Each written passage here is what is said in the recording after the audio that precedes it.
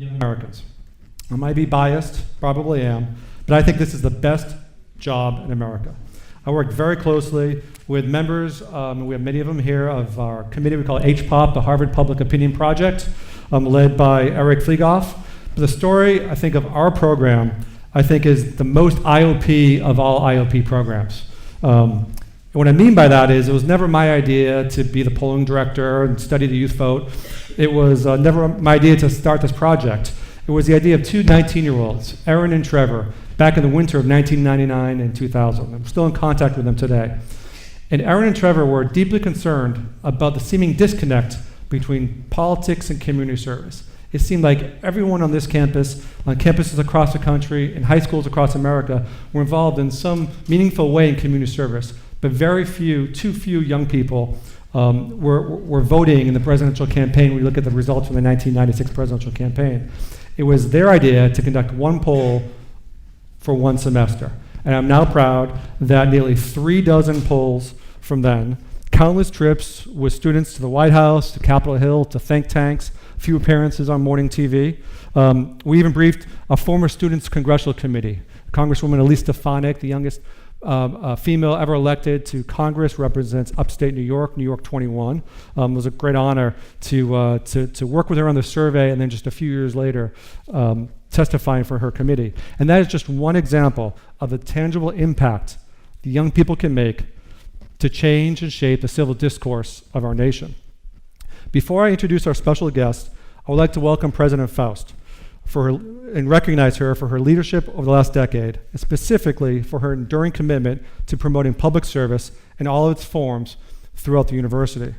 We are proud that well more than half of our community at Harvard is engaged in public service in a meaningful way, whether it's here at the IOP, one of many examples of dozens of students going into public schools around the area to teach civics to young kids, or through the Presidential Public Service Fellowship that President Faust started 7 years ago, which awards 10 to 12 students with a summer-long project and fellowship to improve the United States and serve the common good. And we are especially grateful for her support she has given the IOP for these many years. Our students, our fellows, our staff, and we know our country are better off for it. I can think of no more important time to host a conversation about politics and public service. I thank all of you for coming, especially all of the students, the undergrads who are represented here on the first floor. And please join me in welcoming President Faust.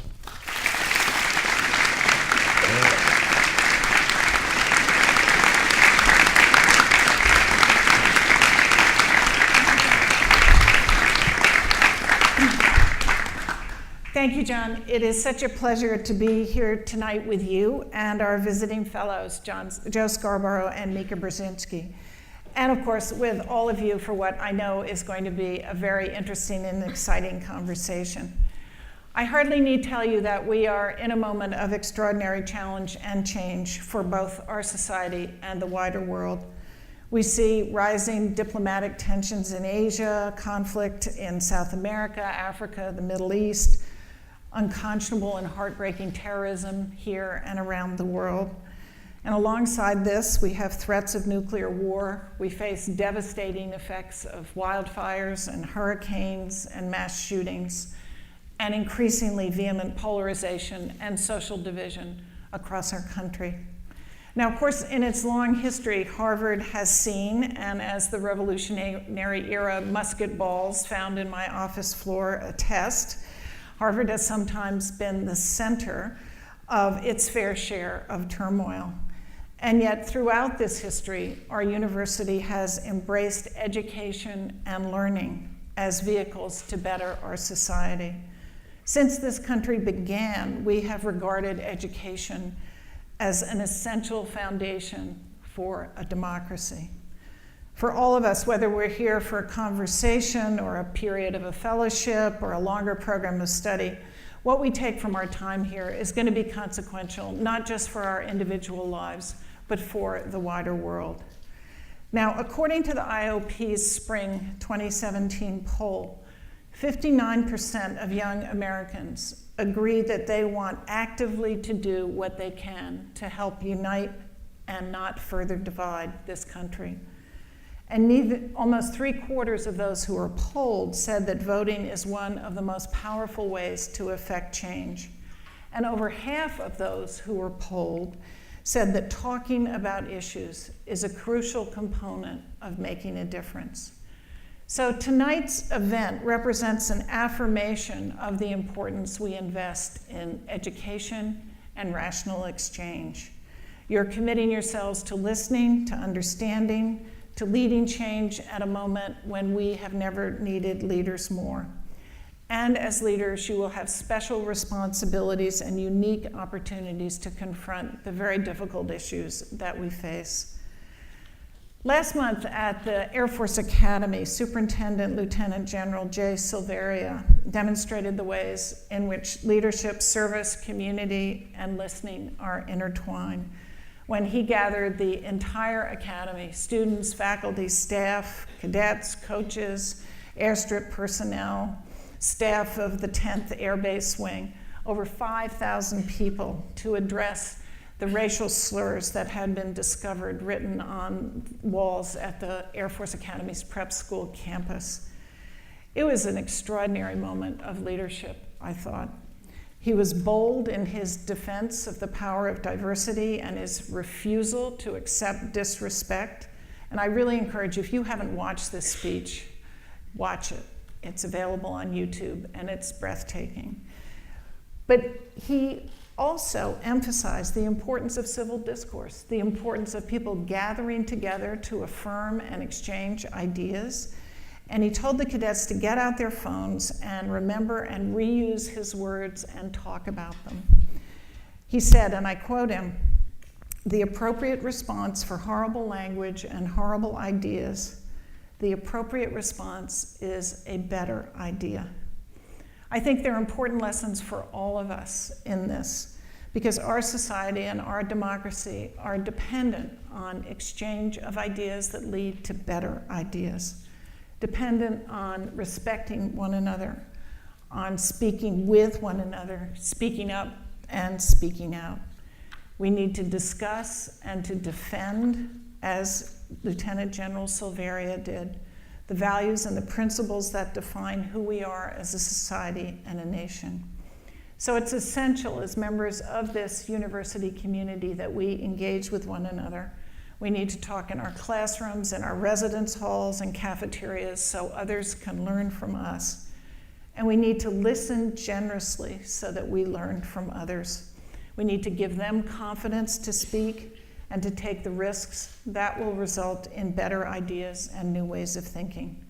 I think tonight we have an extraordinary opportunity for such an exchange of ideas.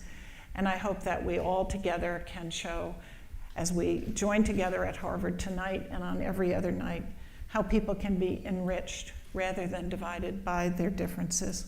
I look forward to this conversation. I look forward to hearing your ideas, and I look forward to what I'm going to know in an hour that I don't know now. Thank you very much.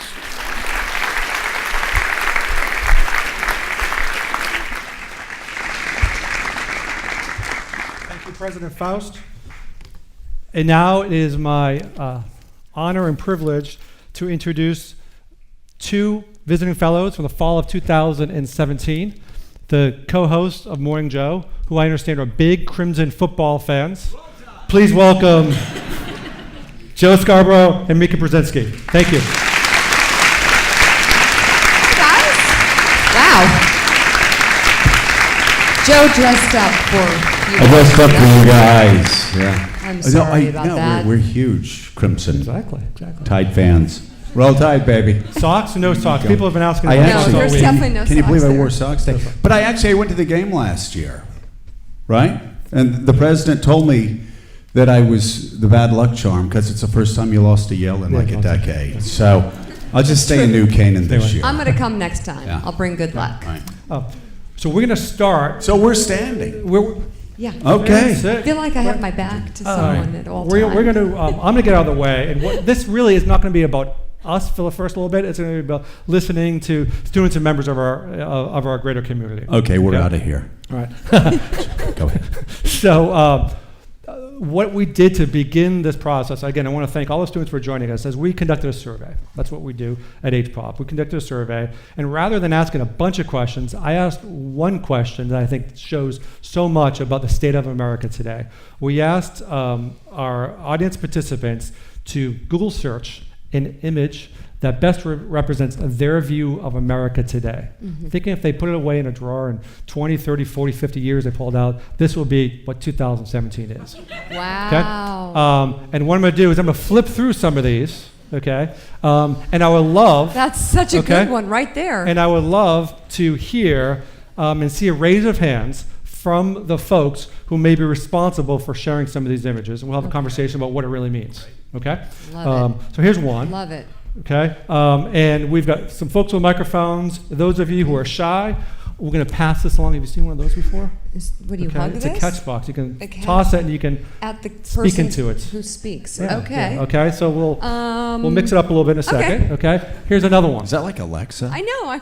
Are the Russians listening to that? Or I'm just. Wow. Okay, here's another one. Right, 2017. Is that you? Who is it? Raise your hand. Throw the Okay. box. This is another one. I'm getting it in a second. Okay, this is embarrassing. This is the one that I Wow. submitted. I think we have one like I'm joking, Mika. Okay, crack in the foundation. that. Wow. Who- that's who had that one? fantastic. Who did that? Whose picture Somebody is shy? that? Okay. Okay, shy. Here's one. Uh-huh. Look familiar? Yeah, that does. Oh my God. 2017. I'm getting depressed. Who had that one? Okay, This keep your is- hands up here. Okay. Who? These came Whoa. together very quickly. Holy. Here's another one. Cartoon. I love America. It's other Americans I despise. Yeah. Love it. Americans love a winner and will not tolerate a loser. Americans play to win all the time. General Patton. This is a good one. Who had this one up? Tread gently on me. Okay. Oh. Never forget. Yep. Mm-hmm. Yeah. And the last one. Okay. So I would like to start with passing the mic box to someone who wants to talk about what one of these images, why you chose the image that you chose, young man. There you go. And start with You're your on. first name and what town you're from. Do you want me to stand or just sit? Stand, whatever's comfortable. All right. My name's Jack. I'm from Summit, New Jersey.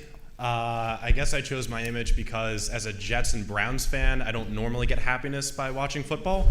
And watching it become even more political and even more heated from both left and right, both analyzing what these players were doing, even though they were making a stand for something other than what most of the attention seemed to be on, it just really highlighted the polarization. Because I felt that while the players were protesting police brutality or the treatment of minorities in this country, a lot of people just looked at it as they're protesting the flag or they're protesting the military.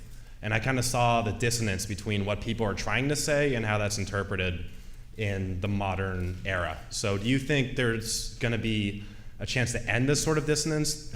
What do you think it's going to take to really get like an actual conversation between left and right where people actually respond to what the other person's saying and not just what they want the other person to be saying because they know they can respond to that? Thank you. To our back. Big question. All right. I like it. Who else? Who else wants to talk about the state of America today? Or those Who images. can I give this to? Who's the guy hanging from the rock? The first Who's one. it? Is he here? Okay. Johnson Potter from San Francisco, California, and I actually found that photo in February when I joined HPOP. John asked us to do that exercise to find a picture that sort of described the nation for us. Really and good. back then, I think I was feeling like we were definitely like running off to the wrong track as a country, and I felt that basically we were losing all of the ground that we had gained during the Obama administration, and that just encapsulated that feeling for me. We hear a lot, Mika and Joe, about the things that divide us. And almost every one of those images is something that tears us apart and disconnects us. I want to hear from the group and also from you the things that connect us today. What are the things that connect us? What are the things that make America America, which make America great? Who can I toss this to? The guy in the The guy in the Morning Joe shirt. Well, You get I mean, royalty? the answer's right in front of you. It's on his shirt. He's wearing it. Introduce yourself. Hello. My name is Tyler. I'm from West Virginia. I'm a junior at the college. I'm head of the Harvard Political Union. And when it's funny you asked because I sent in a picture that was about division as well. What I've noticed growing up in West Virginia is a lot of people, in other regions of the country haven't heard the voices and the division between rural and urban centers in the United States. And this is just getting attention in 2015, 2016. And I guess some unity I see is the conversations that are beginning to talk about that divide as well, on top of all the other divides that we see. That's a big issue that has resonated with me as I've grown up. We've been dealing with these problems for many more years than Trump's been running for president. So I guess my sense of unity is that conversation at least starting, and you see it through who we bring to Harvard and the IOP, and the way we talk about voters today. And it's not always the best, but at least we're talking about it. Well, and that's so many things to say here, but you being from West Virginia and talking about the divide between urban and rural centers, that's something that's been going on for a very long time, but we saw it on our set this past year in a way that was so dramatic it shocked even me, because I did pretty well as flyover space guy, guy from middle America, and the elites are out of touch and blah, blah, blah. But what I found on the set this year is we'd all be sitting around talking about, can you believe what Trump said? Can you believe this? Every day, and everybody around the set, whether they were Republicans or independents or Democrats, at least on our set in Manhattan or in Washington, we were all saying the same thing. And we were all saying, well, Mika and I were saying Donald Trump would probably win the Republican nomination pretty early on. We never believed he would end up being president of the United States. But something started happening in the summer of 2016.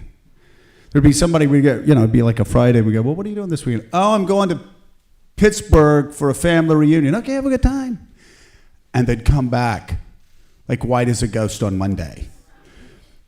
Be like, what's wrong, dude? They go, there were 19 people at my family reunion, and all 19 were voting for Trump.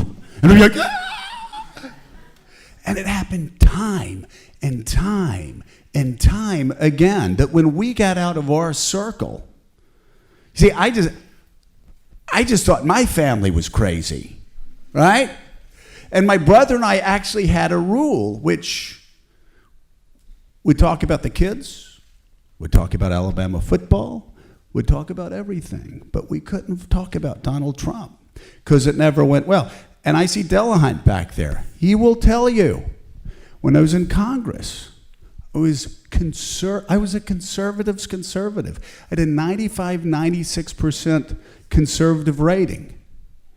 And yet I was shocked by this divide. And we're seeing this now in the Republican Party. And it's not just an urban-rural divide. This is the great challenge of American politics, I believe. It is a divide between people, even in the Republican Party now, with college degrees and people without college degrees. And the divide is widening between the haves and the have-nots.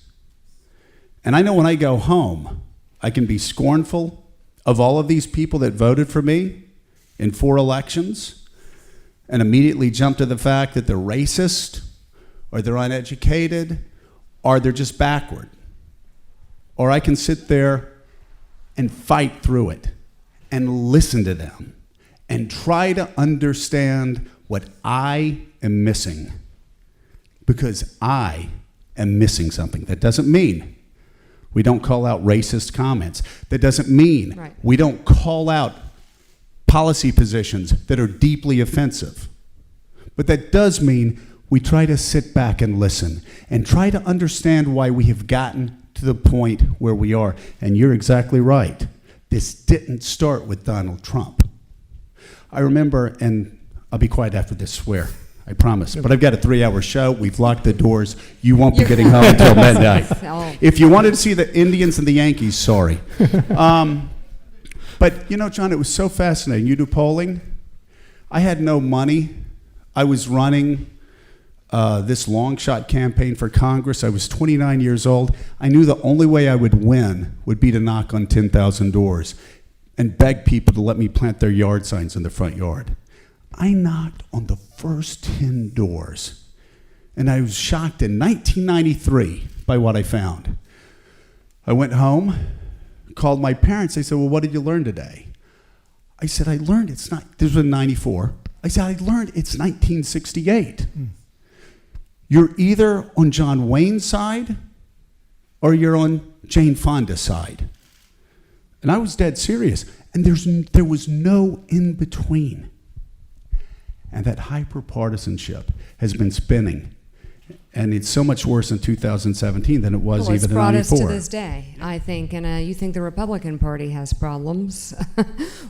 Democrats need to just look in the mirror and not worry. I mean, we have to do more than resist, and we have to do more than just watch the other side fail.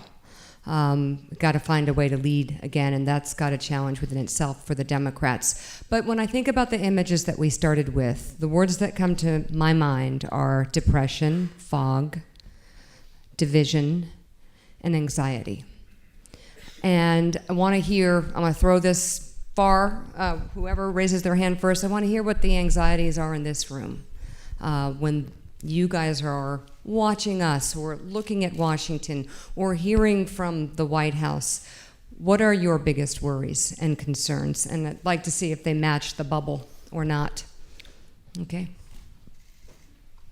Hi, I'm Kevin from Miami, Florida. So whenever I see like on TV like Donald Trump speaking or his press secretary, he just doesn't have our best interests at hand. Like come from an immigrant family. My parents, are first generation. They work their butts off to get me to where I am today, to me and my brothers. So I think that like when he comes up and he like bashes Mexicans, it's just not just Mexicans. It's like all of Latin America. All of like what my parents and what my family represents. So I think that's just like one sliver, like one part of it. Maybe look for another. Who else? Come on, right here. And I think it's critically important, if I could just play the research guy for a second, that we get as many diverse opinions as possible kind of on the table so we can all learn and listen and understand. Hi, I'm Amanda, and I'm from Madison, Wisconsin, I guess. I think that... You're not sure? Or what? In the area. I actually recently moved to Canada. Yeah. I Unrelated. understand. I Bold completely move, agree. Maverick. Okay. I think that a lot of the anxiety has resulted from this belief that the rhetoric that we're using in our political discourse is going to translate to the devaluing of human lives, and that the ways in which what we talk about people translates to actual policies that affect those people. Yeah. And so when we hear things in the media and it sounds scary, the fear is that it's going to translate into something real, and we've had this disbelief that wouldn't happen, Right. But it has. We've been desensitized, Do you know- like, oh, don't take them seriously. Do you know what's more frightening to me than policies, than it translating to policies? Because the systems in Washington so far have actually been fairly resilient. The courts and the bureaucracy, even some people around the president. I'm more worried about the attitudes that sink in. Because people don't like to admit this, but politicians have a massive impact on the way our people think. And, I'll bring up Bill Clinton. I had kids in middle school when Bill Clinton was going through the scandal Bill Clinton was going through. Oh my Lord, the things we had to confront with middle school kids. It was a nightmare for parents. But that had an impact on our culture. That had an impact on our society. That had an impact on even how young children reacted sexually. When you have a president that attacks Mexicans and gets elected, that says he wants to ban 1.5 billion Muslims from coming to America because the God they believe, the God they worship. When he says the things he says about the Klan, when post Charlottesville, my concern again is not that will be implemented into policy, because I don't think it will. I think at the end of the day, Donald Trump will fail. I'm worried about the attitudes that sink into people's mind. We already talked to somebody from Madison. Let's talk to somebody from Canada.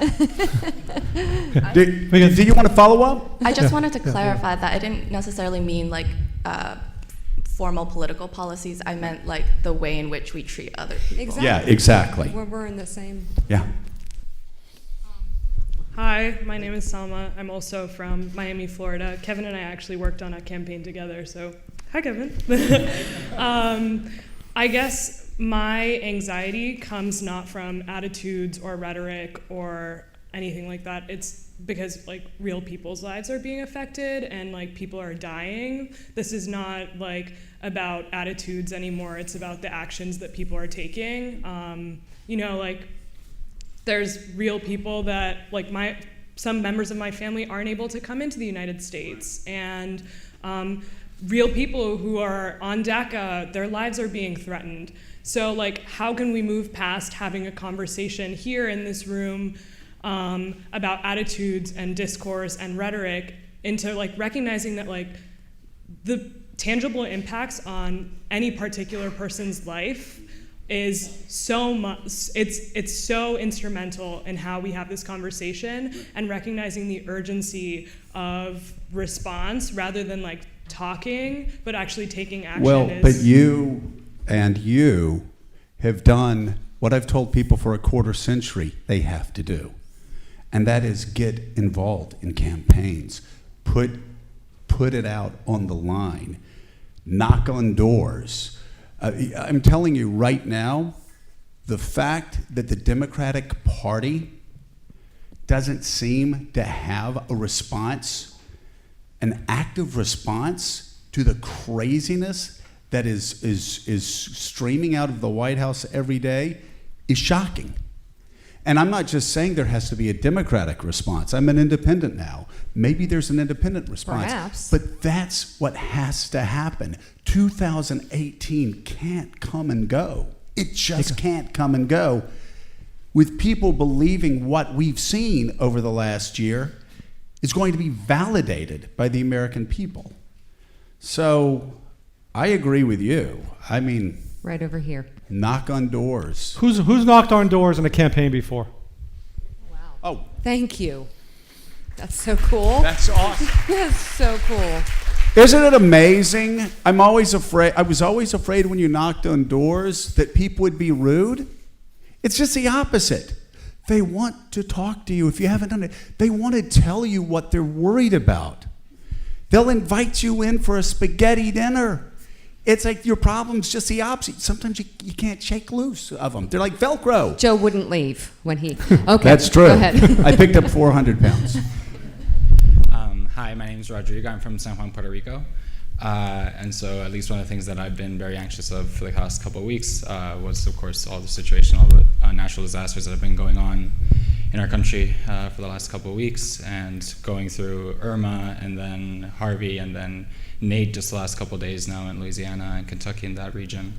It's been disconcerting to say the least. And just seeing how the response in Washington was to all that was very anxiety provoking for a long time, and seeing how to react and seeing what the best way to react here. So a lot of the Puerto Rican students here, we tried to set up campaigns. A lot of other students across the United States from the island, we all tried to pitch in as best we could, but there were times that we just didn't seem to be able to do anything. Like every time we thought, oh, the next thing that we need to do is talk to congressmen, talk to all the people that had been elected to represent us, to, for example, like a congressional appropriations bill is only now starting to come to the floor today, 3 weeks after the hurricane hits, which to me was just astonishing. It is, and I think it hasn't really hit us as fires burn out west, and Puerto Rico, I believe 84% of Puerto Rico has no electricity. Right. And the water, I mean, couple of people we Half the work with people have don't have family drinking there, water, yeah. and it is. I don't think it's fully sinking in just how bad the response is to natural disasters on the part of this president, and we've seen some problematic responses in the past. I think we're entering a new level, and again, the local involvement is the answer for everybody. You know, post Katrina, and I was there every day reporting after it hit, and was shocked by what I saw. But guess what? When they finally woke up, they could drive the trucks there. I know. That's the challenge with Puerto Rico, and it's not a challenge that's being answered. And just keep tossing back. There's a row of Next people one's that there. want to talk. Hi, I'm Ian. I'm from right outside Boston, Braintree. Just to get kind of personal, my dad's had dementia for about 4 years. We've had a few scares. We have insurance, but I have friends who don't. And we just got through the whole healthcare debacle, and just kind of the frustration of having nothing get done, and people just get it's like a football game. You know, you want your side to win when it's people's lives are on the line. So. Yeah. First of all, I'm so sorry about your father. My mom's had dementia for about 10 years now. And fortunately, I'm able to take care of her.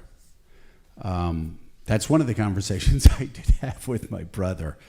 He said, "Oh, so you think these Medicaid cuts are fine? You know, there are a lot of people in mom's position that would not get the treatment."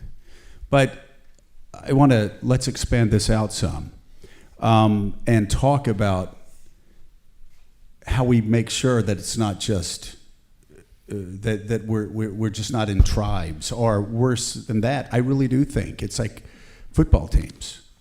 I'm a Democrat. I'm going to cheer for these people no matter what these people do. I'm a Republican. You know what that's gotten us in healthcare?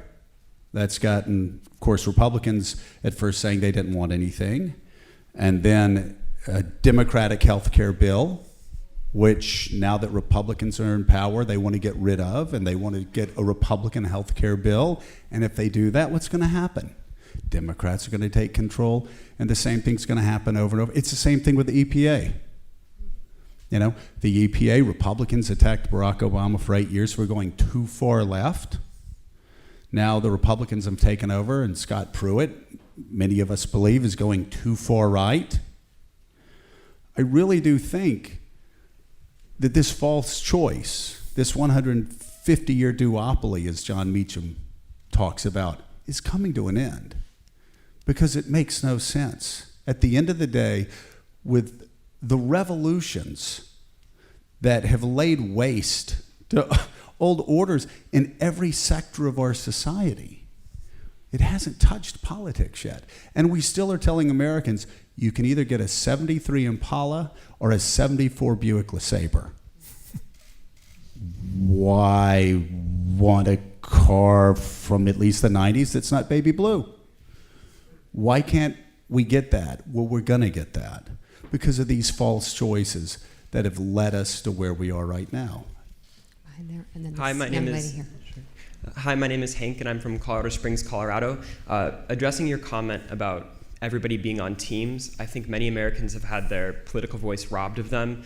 I think things like gerrymandering and voter ID laws have made it so that even if you have a differing opinion, or even if you want to weigh in a conversation about policy, sometimes your vote just won't count as much as other people's votes will count, even in our democracy, the world's oldest. So. You know, when I was in Congress, people would always ask me, what's the one thing, if you could wave a magic wand and pass it? And I said at the time, term limits.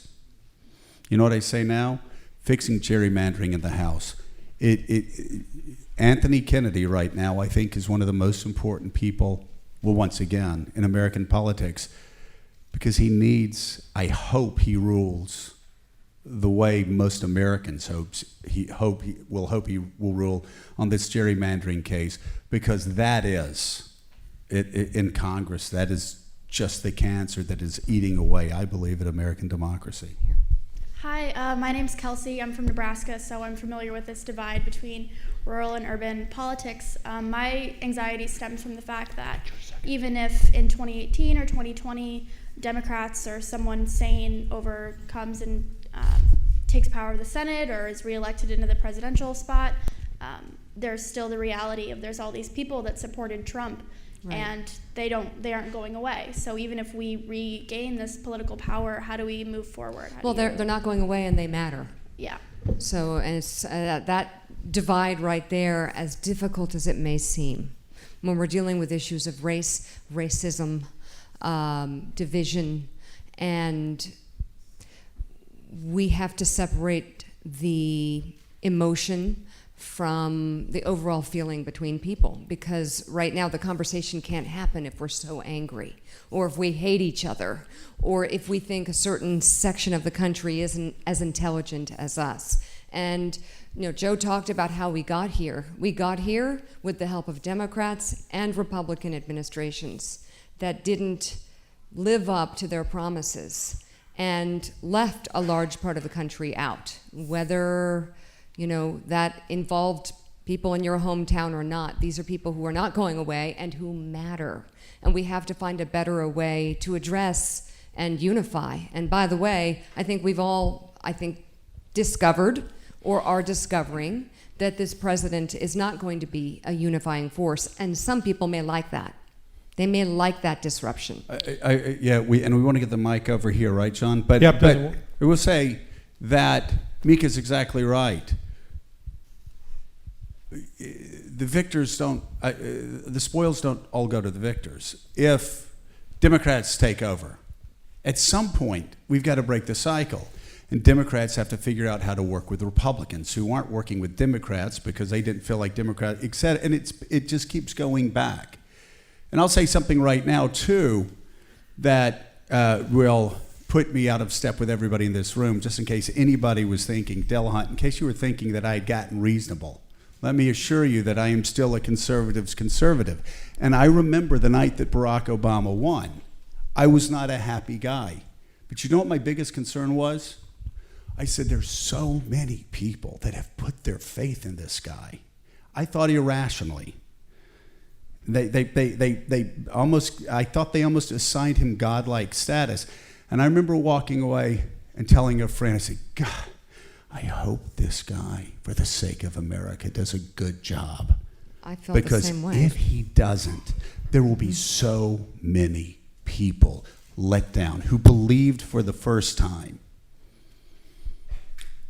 And so, if there is a Republican in the room, is there? Is there anybody willing? Anybody? Oh my goodness gracious! Look at that. Oh, it's sweet. Oh, he's not anybody else? Anybody else? We got. Oh my gosh! Two, three, four, holy cow, what? Mika! There are more Republicans in Harvard than there are at MSNBC. It's amazing. Breaking down stereotypes. Yeah, I'm heartbroken.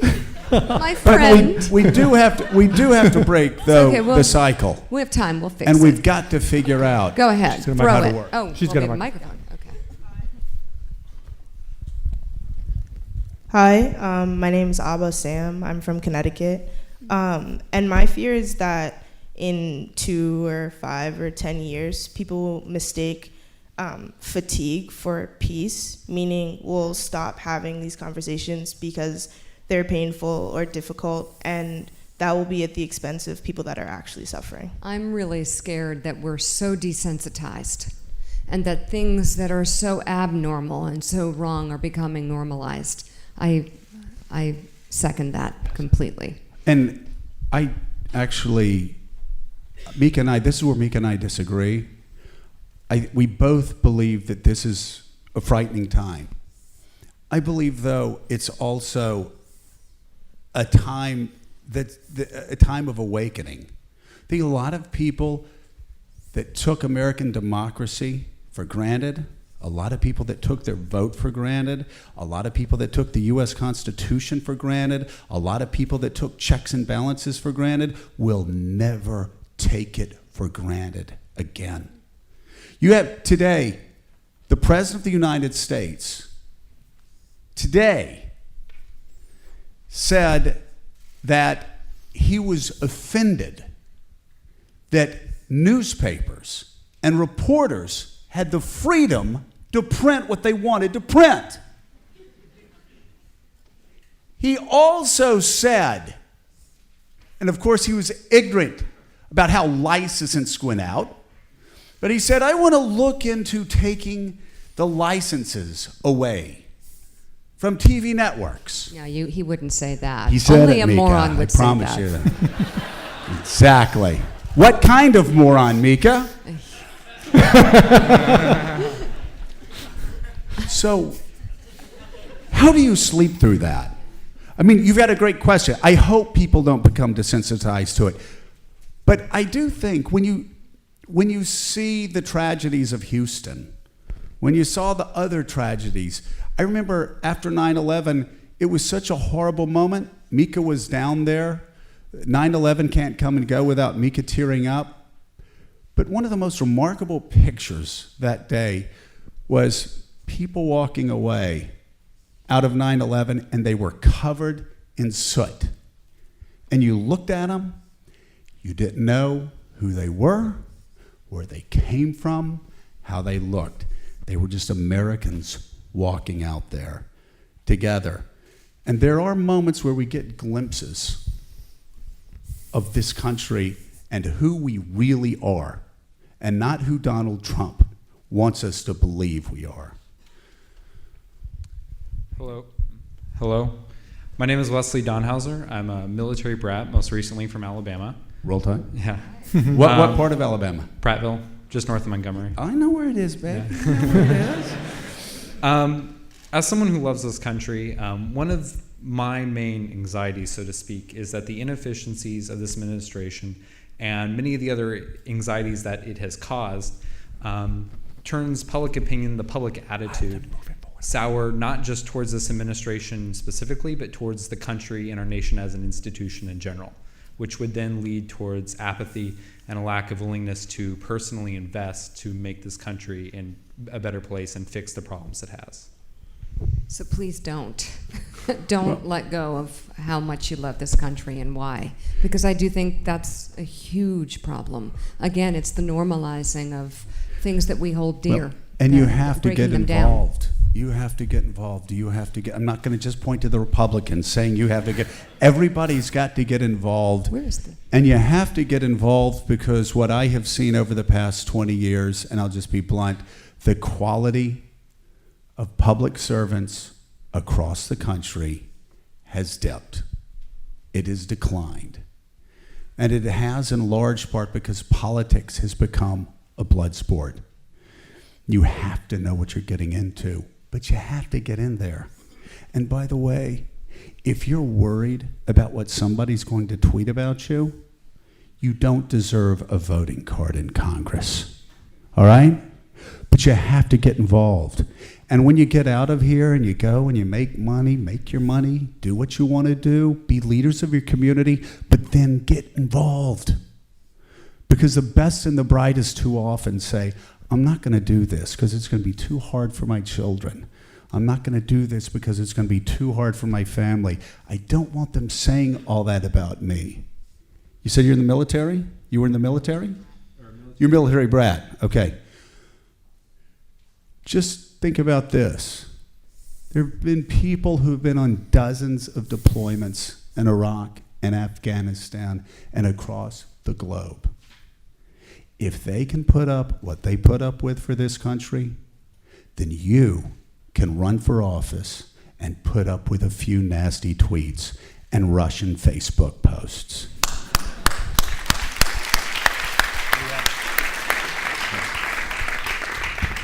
Hey, my name is Harry. I'm also from Alabama. Wow. Yeah, this is an overrepresentation. This is interesting. I got to ask, what part? Gadsden. Okay, yes, so, I know where Gadsden is. The only person I've ever met who does. We're going to beat Tennessee, by the way, aren't we? Go ahead. I'm sorry. But my question is, how do we have a rational and productive discourse when facts, even at an administrative level, kind of don't matter anymore? Like they don't have any weight put behind them. How do you have discussion that leads somewhere? Well, I can tell you what you don't do. You don't talk to your relatives. You don't talk at them. You don't yell at them. You sit down, you're laughing. I'm talking, I mean, that's what I do to my brother. And then we pull back, and we've actually learned how to speak about this now and talk to each other rationally. But it's really hard. And just imagine, I'm, again, a lifelong conservative. Ronald Reagan was my idol. I never voted for a Democrat in a presidential election, and I'm still disconnected from my family. And I won with like 80% of the vote most of the time as I ran. And I'm still disconnected. So even coming at them with a common background, even the fact we went to the same Southern Baptist churches, there's still that divide. But you've got to be patient. Yeah, and you've got to sit there. But I'm going to push back a little bit because I think we haven't seen something like this before. We've seen levels of truth, but we've seen a divide between two sides that have their beliefs. We now have someone who is spewing out lies and fake news from the very top. And I don't think in our lifetime, am I missing something? No, you're not missing. We've ever seen anything like this. You're not missing anything. And I don't think we know exactly what the answer to that is. But it probably is somewhere in this room with you guys, because it is going to be the bag you have to hold as you wade your way into this future. But I'm just talking about the discourse. President, what do you say we have to listen? Did you say generously? We have to listen generously. I am not a generous listener. We have to listen patiently. I am not a patient listener. Yeah, but he's asking about when you're talking about when what comes from the White House is a complete lie. How do you have a conversation about something that's a complete lie? Well, you say, well, how does that make There's you no divide. feel? I mean, no, but what I'm saying is, though, you answered over there. You can't dismiss people that voted for Donald Trump. You can't dismiss people that don't think like we think.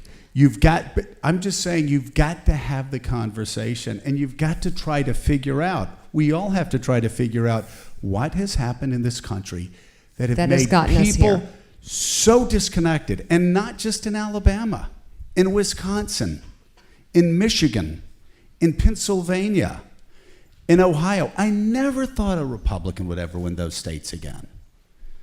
They did. I guess Why? understanding the backdrop is part of it, at least. We're gonna hear from this gentleman in the front row, but I also want to, I'm cognizant of time, and we have an opportunity, again, to address the need for bringing good people into public service. One of the stats from our spring poll was that over the last 5 years, we've seen a 20% decrease in the number of young people across America who find public service appealing. Again, it's not Trump. It wasn't over the last 6 months, over the last 5 years. A lot of it, I think, is tied to a lack of trust in American institutions. And I'd love to kind of engage you both and the kind of the students here to talk about how do we rebuild trust in these institutions so young people know if they do engage, it's worth something. They'll see a tangible impact. Right. All right. My name's Malcolm. I'm from Virginia. So my question is, I guess so far we've kind of addressed on a personal level how we could kind of respect each other, but what specific steps do you think we could take, well, not us, but, well, yes, us, the parties, like people involved in politics at that level, I guess, or when we get there, to kind of bridge the divide, bipartisanship, how can we get there, is my question. I can only tell you that Della and I were best friends on the Judiciary Committee. And I looked past all of his convictions. I looked past, he had that thing around his ankle. I just ignored it. I never looked at it directly. But I tell you, it does start with you. Because Bill will tell you the reason we know each other is I was a conservative's conservative. I would walk through those house stores and I would go sit with Democrats. Because I knew what everybody on the other side believed. I didn't want to talk to them. I wanted to figure out where I got it wrong. Ron Dellums and I, first week I was there, became good friends. And we sat and talked. And it was remarkable talking to this historical figure from Berkeley in the 1960s. And he was talking to a redneck from Northwest Florida, the Redneck Riviera. It's amazing the things I learned. And it does, if you get in public service, it does start with you to try to figure out where you make common ground with the other side, because that just doesn't happen now. One other thing, too, show courage. Mark Meadows, who is the head of the Freedom Caucus, I guess they call it now. They change names like every 2 years. But Mark Meadows said of Bob Cork, well, it's easy to show courage when you're getting out of Congress. Why? Why is that the only time it's easy to show courage? It's easy to show courage all the time. Let me tell you something. I suspect there are 1 or 2 people in here that want to run for office. Let me tell you, people love authenticity. If you are a Republican and Republicans do something stupid, say, Republicans just did something stupid, and you'll be rewarded for it. I was the first Republican elected in my district since 1873. And they hung the last one they sent to Washington, so it was a tough district. But I attacked Newt Gingrich as much as I attacked Bill Clinton. And my numbers just kept going up. Show courage and have the courage to talk to people with whom you disagree. Growing up, I never read the National Review. I read the New Republic. I never read the Wall Street Journal. I read the New York Times. I wanted to know what I was missing. And that message actually applies to leaders in the Democratic Party. I think that's why we failed, actually, is we lost our authentic voice. We have a quick comment here. Hi there, my name is Cameron Constantini. I'm from Southern California. So I want to talk about John's question of how can we be more involved in public service, but relate it back to something we've discussed a bit. Joe, you mentioned the president's tweet this morning saying that we should shut down certain news outlets, and I think if you polled many on the right, they would say we should shut down CNN and NBC, and as a conservative, that's really troubling. But on the other side of the aisle, in our campus at Harvard, we see people on the left who want to shut down other parts of the First Amendment, like free speech. So it seems that there are structural problems on both the left and right, and people who want to shut down critical parts of our Constitution. How can we fight back against that and serve as public servants? Well, let me first of all say, and I said this to the president beforehand, so I'm not just saying this publicly. Harvard's you guys are doing a great job right now of protecting people like Secretary DeVos, who will say things that I'm sure will offend a lot of people. She came here after we spoke, probably didn't have as big a crowd. I'm joking, much bigger crowd. And she was able to talk, which was great. Charles Murray. This is a guy that has written things that many people have found very offensive, but his last book that he wrote, Coming Apart, I read that before Trump ran. And I read through it, and then when Trump started doing well, I kept going back to that book going, oh my God, this guy has predicted the coming of Donald Trump.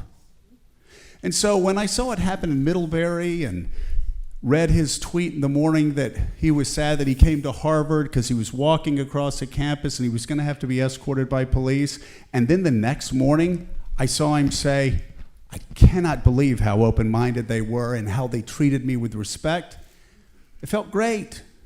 It felt great because I've always believed that you guys were the University of Alabama of the North. And so I took special pride in that day. But it goes back to listening, all right? You've got to listen to people with whom you disagree. I remember reading an article about John Roberts. People said, how did he get so smart? Somebody said that every school John Roberts went to, he was always in the minority intellectually. So every time he raised his voice in class, he knew that if he didn't have all of his points dead on, he'd get hammered. You got to listen to other people that don't agree with you. My biggest concern, I'm not concerned about Donald Trump. He's going to be blown away with the wind. He is going to be a cautionary tale for centuries to come. He will be.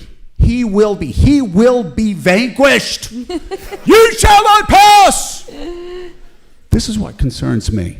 and it should concern all of you, that there are 50% of conservatives in America that think news agencies should be shut down. They do believe the press is the enemy of the people. They don't care about constitutional rights. They'll talk about the Second Amendment and say it means things it doesn't say, but they don't care about the First Amendment. How do I know? Because I've read the polls. There's a disconnect, and you all have to be part of the generation of the movement that reconnects Americans with what makes this country great. Because my biggest concern is that a lot of people that voted for me, a lot of my friends, and a lot of my family actually think it would be okay if CNN and NBC News were shut down by the government tomorrow. On the other side of that, what I was going to add, and I know we're running late, is that on the NBC, CNN, whatever the mainstream media of the future is side of things, I do think we're going to need a new level of transparency to help address the reaction that Joe is describing that is bubbling over, because it doesn't come from nowhere. It's not unfounded. There is problems with bias in the media. And I think, for example, what makes our show work is that you know exactly where we're coming from, exactly who we voted for, exactly what our worldview is, what our background is, and I think it helps understand who we are and the messages that we're sending or how we're reporting the news. Can we close quickly, Mika, with some advice that you might offer young people in this room, and I know there are more than a few, who are interested leaving college, leaving the university, and entering public service? If you could offer a piece, Joe, then maybe you and we could certainly take this for a couple more hours. Maybe we'll mention it tomorrow on the show. Continue We could do that. Well, I would say that start now and start practicing using your voice. I have started a platform for the past few years called Know Your Value. It's specifically for women, but the message is universal here. And that is that, as you can see what we're doing here on stage, this is hard. This is not something you just start doing after college, and you have to develop what works, not only in terms of everything that you've learned with your time here, everything you've learned in your life and your travels, but how to put it into words. Joe will tell you learn to write it. I will tell you learn to say it. Learn to communicate it effectively, because you get nowhere, especially in this kind of navigating this world of multimedia platforms where every angle of you is out in full view, every angle of your thinking, every part of your voice, every part of what you look like, everything. You've got to present a message, and you've got to learn to formulate that message, and you've got to learn to put it into words and communicate it effectively. And that is not something that comes easily. So start practicing. You have phones, talk to it. Watch yourself. Learn to figure out how to say something in a small amount of time, in a longer amount of time.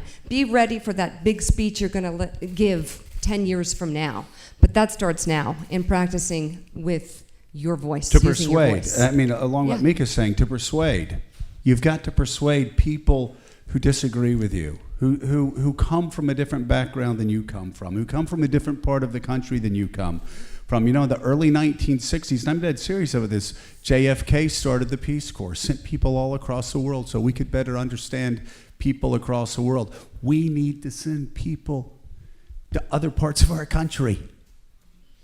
We've got to get out of our bubble, and we've got to figure out how to persuade people. But what do you do? What do you do? What do you all do to make a difference? You know, an oldie but goldie Nike campaign campaign, just do it. It's kind of like, I don't like to exercise. I hate exercising. In fact, you know what I do though now every day, because I'm such an old man? I put on my shoes and I go, God, I hate this. I hate sweating. I hate running. I'm a big guy, right? But you know what I do? I just do it. I run. So what do? Knock on doors. Get involved. You've got to get involved. And it's not romantic. I had people going around with me saying, hey, I love what you're doing, Joe. I may want to get into politics too. It's tough. You got to sit through, I see somebody yawning. You got to sit through long, boring meetings sometimes. Now, I'm serious about this. I'm going to be evangelical for politics. I sat through, when I was 29 years old, 2-hour Escambia County meetings, Republican club meetings, just to shake hands with 3 people at the end of the night. Oh my God, I just can't even. She would never do it. No. When we're walking through airports, we'll do it. and people go, "I love your show. You are the..." I'll be like, Mika, shake their hands for 2 seconds, look them in the eye, and say thank you. Eye contact. But if you get in politics, it's not going to be exciting. It's not going to be dreary. It's hard. It's hard, but it's worth it. Persuade people that disagree with you. Find them. You got to find them first. And then listen generously and figure out how to persuade them. Change them, then change somebody else's mind, then change the world. And that slide we started with the person hanging, that's how we feel at 5:59 every morning before we go on Morning Joe for 3 hours with no prompter. Thank you. On behalf of President Faust, Congressman Della, the Institute of Politics, all of the students, I just want to thank you very, very much. Thank you so much. Thank you so much. Thank you, guys. Thank you.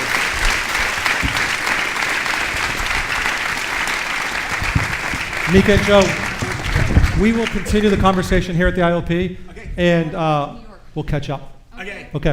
Take care. Thanks, everybody.